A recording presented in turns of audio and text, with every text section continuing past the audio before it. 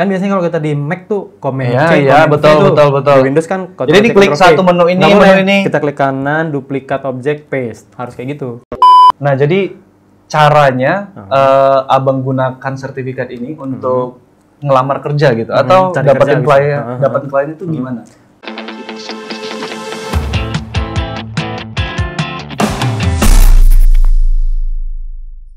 Oke Bang, ini kemarin aku sempat cari tahu nih. Ya. Kemarin karena kita cerita-cerita, Abang nyebutin sertifikat Adobe. Gara-gara ini bisa dapat klien luar negeri. Betul.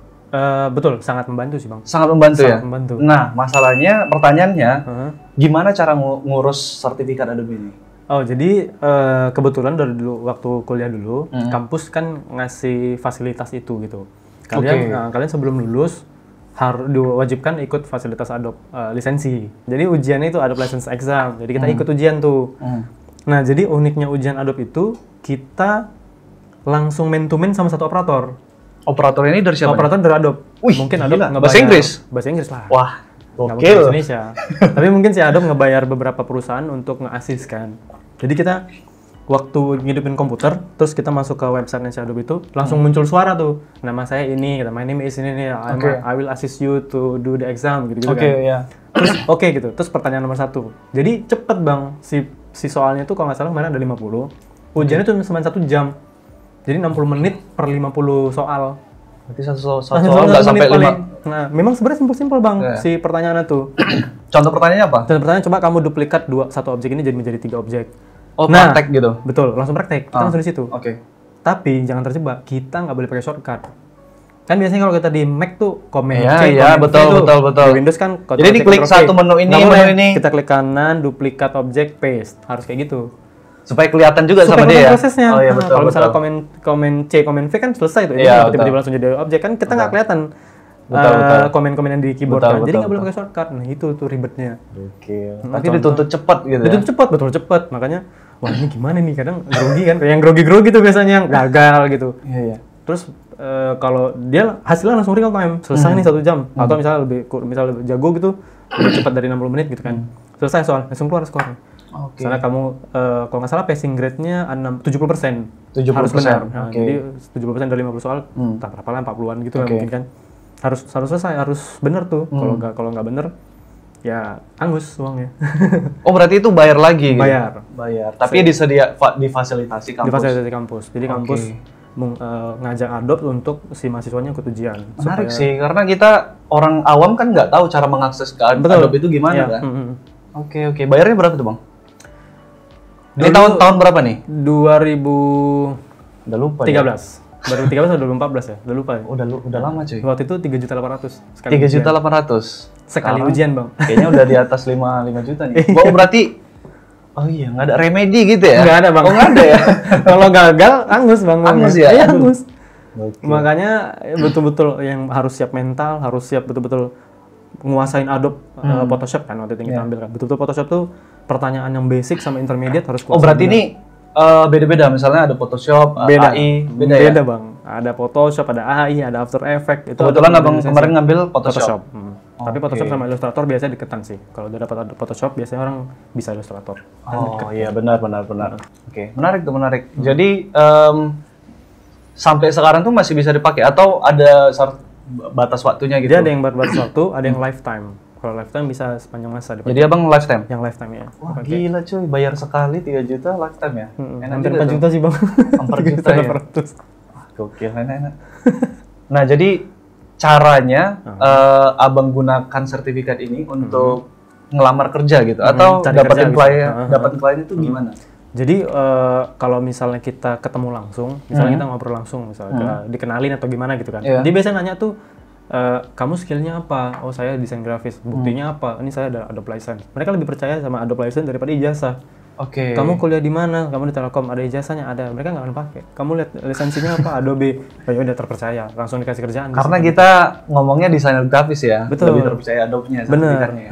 Langsung terbukti gitu. Oh ya udah dia udah kuasai Photoshop lah. Berarti tinggal ngedesainnya aja. Ya udah langsung dikasih kerjaan tuh. Satu lagi kalau biasanya kan kita freelancer nih banyak main di platform-platform digital tuh Bang. Betul. Kayak cari-cari freelancer.com gitu-gitu kan. Kalau itu kan ada Odesk segala macam. Betul. mereka kalau ngelihat karya, terus ngelihat Adobe lebih tertarik daripada cuma ngelihat karya doang. Karena karya bisa nyomot kan. Maksudnya kita ada sertifikat Adobe nih, itu bisa diupload ke situ? Bisa kita upload. Nanti kita tunjukin aja sama orangnya langsung kalau misalnya dia tertarik sama kita. Ini Adobe lisensi saya gitu. Kalau misalnya lihat karya doang, karya kan bisa nyontek nih. Iya. Nyomot punya orang tuh, tempel aja di tempat kita kan, dia nggak tahu.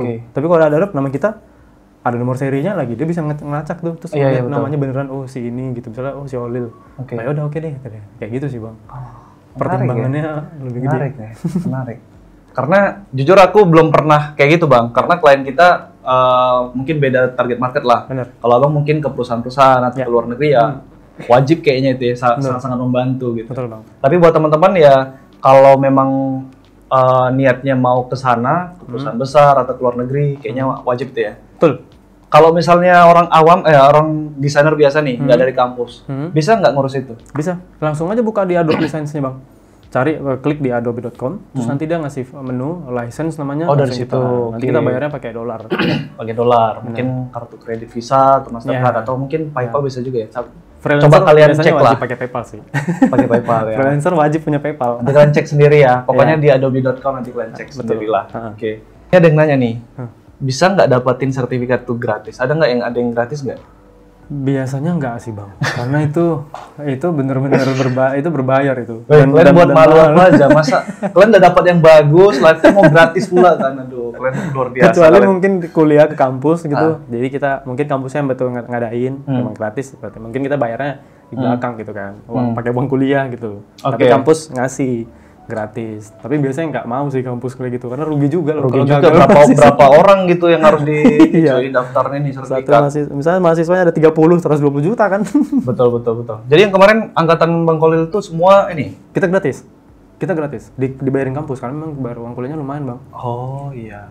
Kalau nggak dikasih gratis kita demo. Betul juga ya, betul. Nah, jadi kita nih coba balik ke Nivi Studio nih, Bang. Ya. Oke, jadi Abang tadi sempat nyebut untuk nge-freelance. Ya. Aku sih ngebayangin tadi ada tim ya, kerja biasa, tapi Abang sebutnya nge-freelance. Ya. Itu ada jam kerjanya atau gimana tuh? Dulu sih sebelum zamannya pandemi ini sih, Bang. Kita kan kita punya ruangan sebenarnya. Oke. Itu di rumah orang tua sih, kita bikin satu ruangan. Di situ kita kerja tuh. Nah, jadi yang teman-teman yang lain kita bawa laptop masing-masing. Nah, di situ kita ada PC. Terus kita kerjainnya di situ. Biasanya jam kerja kita tuh dari jam 12 siang sampai jam 11 malam. Karena tahu sendiri freelance ya. Iya. Terus udah gitu juga klien kita kan nggak dari Indonesia. Jadi si jamnya itu betul-betul beda, Bang. Betul. Jam 11 kita prepare segala macam yang untuk di delivery. Biasanya jam 3 sore, di sana jam 9 pagi.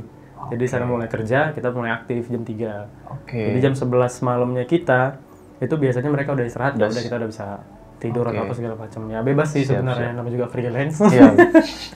Jadi itu sebelum pandemi. Kalau sekarang? Setelah pandemi ya remote, Bang. Remote ya? Yang di rumah. Yang karena rumahnya kita kan masing-masing agak jauh nih satu sama lain. Iya. Jadi butuh waktu kan di perjalanan agak misalnya kita khawatir juga kalau misalnya terlalu banyak keluar rumah terus kita datang gitu ke rumah yang ada keluarga. Betul. Khawatir kan. Agak susah lah ya. Jadi mending remote aja. Menjaga ya. Nah, kalau remote ini memang ada jam kerjanya atau gimana? Masih ada? Sebenarnya masih. Cuman karena kebetulan kerjaan sekarang juga nggak terlalu hektik kayak kemarin, ya sekapan ada feedbacknya aja kita kerjain langsung. Kalau nggak ada ya kita tinggal cari-cari, lihat, paling cari-cari referensi lain gitu. Oke. Kalau sekarang nih kebanyakan project ini di bidang apa nih, Bang? Handle apa nih? Company profile sih banyak ya, Bang. Company profile? Kayak yang tadi itu di animasi gitu. Iya. Nanti kita coba tunjukin nanti hasilnya di ini. Teman-teman bisa lihat kan. Nah, jadi kebanyakan untuk itu ya? Ya. Ada juga sih project yang dari rumah sakit di Belanda. Mau buat apa nih maksudnya? Mereka bikin buku. Mereka jadi si rumah sakit itu bekerja sama dengan universitas. Jadi orang-orang di universitas kalau di Belanda tuh gini, Bang. Tesis sama disertasi itu wajib dijual. Kalau kita kan biasanya tesis nih masuk ke perpustakaan nih selesai. Iya, betul. Udah situ aja. Kan? Kalau mereka tuh tesis sama disertasi itu wajib bisa dipublikasi dan dikonsumsi sama khalayak umum. Maka dari itu mereka nggak, kalau kita kan tesis tuh biasanya covernya judul garis 3 tuh biasa tuh. Garis 3 kan disusun oleh nih. Kalau mereka kan nggak, Mereka kontennya apa, kita bikin covernya. Kita yang ngedesain covernya. Oke. Kayak gitu sih. Jadi tesis sama disertasi akhirnya jadi buku umum dan dijual ke halayak umum. Karena tadi tujuannya dari awal memang ini memang untuk dijual atau nanti disebarin atau gitu disebar secara gratis, itu terserah si penulisnya. Oke, jadi memang dipersiapkan. Betul. Bagus gitu ya. Bagus, betul-betul bagus. Jadi kayak buku, Bang. Padahal itu tesis sebenarnya. Nggak kayak kita ya gitu ya. Kayak tadi ya dari Microsoft Word, ini judulnya, terus gini garis 3 tuh biasa kan. Nah, dia susun oleh biasa gitu kan. Oke. Mantap ya. Jadi lagi handle itu. Lagi handle itu sih sebenarnya. Oke, iya. Nah, ini project gimana nih, Bang? Pandemi ini ada dampak juga atau gimana? Berdampak lah pasti, Bang. Dampak ya? Paling besar mungkin tahun lalu itu ya? Tahun lalu, dari 2020. Jadi sekarang mungkin udah mulai bangkit sih. Karena udah hampir setahun juga kan. Mungkin pemerintah negara mereka masing-masing udah nemu solusi atau mulai penyesuaian lah. Penyesuaian segala macam. Jadi masyarakat itu juga udah mulai bisa beradaptasi gitu. Terus ada cerita menarik nggak seputar ini? Misalnya karena klien nggak sanggup bayar lagi, tiba-tiba putus kontrak tengah jalan, kayak gitu ada nggak? Ada, Bang. Ada tuh banyak ini? Ada beberapa. Kalau misalnya bilang banyak, sedih juga sih kita dengar. Jadi dulu kita punya klien dari Amerika sama Korea Selatan. Korea Selatan. Oke. Jadi waktu Korea Selatan itu kan mereka pakai Line, Bang. Kita kan Line udah kurang ya. Iya, betul. Nggak dipakai lagi, Bang. Nah, kita kan paling WhatsApp kan. Iya, Line udah kurang kan. Nah, kalau di Korea Selatan enggak, mereka jarang pakai WhatsApp. Sampai detik ini mereka masih pakai Line karena beda culture lah. Beda culture. Nah, dulu waktu klien Korea Selatan itu datang ke kita, mereka minta bikin stiker terus. Jadi bikin emoji gitu. Ini perusahaan ya atau individu orang? Studio juga di sana. Studio juga, tapi ngelemparnya ke Indonesia. Iya. Nah, itu kalau misalnya mereka ngasih project 6 sampai 7 pack stiker ke kita aja, itu udah mencukupi kehidupan kita. Dari situ klien yang lain mungkin untuk tabungan apa segala macam. Nah, karena pandemi, orang jadi males kan belanja. Kan stiker tuh kan kita berbayar tuh. Kita beli kan 24.000 kan betul.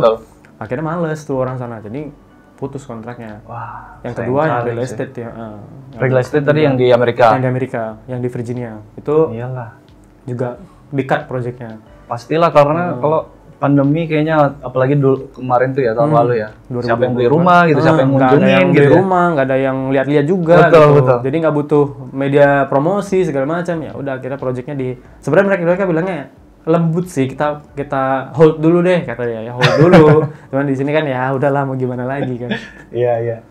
Udah lama juga ya, berarti hampir 1 tahun juga. Hampir 1 tahun, Bang. Udah berhenti ya. Oke. Nah, pertanyaannya sekarang, Bang, gimana itu kalian di P-Studio itu bisa dapetin klien tadi kayak dari Korea Selatan, Belanda, Amerika itu apa pakai situs platform freelancer tadi atau gimana? Jalur khusus deh. Nah, jadi ini agak panjang sih cerita, Bang. Oh, panjang. Nggak apa-apa, kita dengerin ya. Oke. Jadi waktu di Bandung, kebetulan saya punya teman sekarang jadi dekan Fakultas Sastra Inggris di Unpad Bandung. Unpad, oke. Suaminya suka melalang buana nih ceritanya. Jadi ke traveling lah. Traveling keluar dunia. Jadi banyak temen nih, banyak channel di sana. Jadi waktu di Bandung si Akang ini kan Akang kan. Si Akang ini sering ngasih kerjaan ke kami, ke saya dulu pertamanya. Ini ada temanku dari Prancis, dia pengen dibikin ini, bisa nggak Lil? Bisa. Jadi coba bikin. Akhirnya setelah pindah dari Bandung ke Medan, klien-klien itu tuh masih terbawa. Jadi masih ada yang ngubungin gitu, tolonglah bikinin ini, walaupun individu ya, walaupun mungkin dia cuma butuh kebutuhan kantor dia atau apa, atau kampus segala macam, tapi masih ada tuh, Bang. Itu satu dari temen, berarti relasi lah. Yang kedua kita main juga di platform itu. Platform apa nih? Upwork.com. Nah, kalau itu kita main juga sih. Ada beberapa klien dapat dari sana yang masih tetap sampai sekarang ngasih kerjaan. Itu sih enaknya sama mereka. Kalau mereka tuh enaknya sama kita tuh gini, Bang. Kita ngasih harga menurut dia tinggi. Menurut mereka murah. Hasil kerjaannya bagus. Jadi mereka ke kita terus, ya udah ke mereka aja. Aku pernah tuh, Bang. Jadi desain logo kan. Karena kebetulan waktu lagi sibuk, waktu itu lagi turnamen di Top Coder itu ya, di Amerika. Jadi karena sibuk sebenarnya malas tuh. Cuman aku tapi lumayan juga nih kalau dapat projectnya lumayan harganya gitu. Aku mau ngasih 1.000 maksudnya. Belum pernah aku ngasih logo tuh harganya $1.000. Takut memang, tapi udahlah. Aku juga lagi sibuk. Kalau nggak rezeki ya udah nggak apa-apa. Aku bola $1.000 gitu. Rupanya besoknya datang ngechat lagi. Deal nih projectnya. Besok kita udah langsung bisa persiapan ya, briefing ya segala macam. Udah. Jadi banyak yang nanya tuh kawan-kawan, gimana caranya bisa ngasih harga? Sebenarnya pede aja nyebutin harganya gitu kan? Betul. Ada trik khusus nggak? Cuman itu aja kan? Kita pede gitu ya? Pede. Satu lagi, liatin skill portofolio kita ya. Oh iya, harus disesuaikan lah ya teman-teman. Kalau misalnya di aku kan lebih ke animasi nih bang. Jadi aku tunjukin kalau misalnya mau bikin animasi. Misalnya bikin animasi nih 2 menit, berapa? Aku mintanya 4.000 nih misalnya. Kok mahal misalnya, kok tinggi harganya? Ini hasil karyanya. Oh oke, cocok gitu. Cocok juga. Tapi nggak pernah ada sampai sekarang sih, kalau klien luar negeri nggak pernah ada yang bilang, kok mahal, nggak pernah ada sih. Justru malah, yakin tuh harganya segitu kata dia. Iya memang iya. Gila cuy. Karena tukeran klien yuk. Boleh sekali-sekali. Saya Indonesia pengen. Oke, mantap. Coba bang, biar kita ada gambaran kan ya. Misalnya ada pesan project, biasanya project apa animasi misalnya. Itu hitungan harganya itu per menit kah atau gimana? Sebenarnya lebih ke kerumitan kerjanya bang. Jadi misalnya klien datang nih, saya mau bikinin ini dong.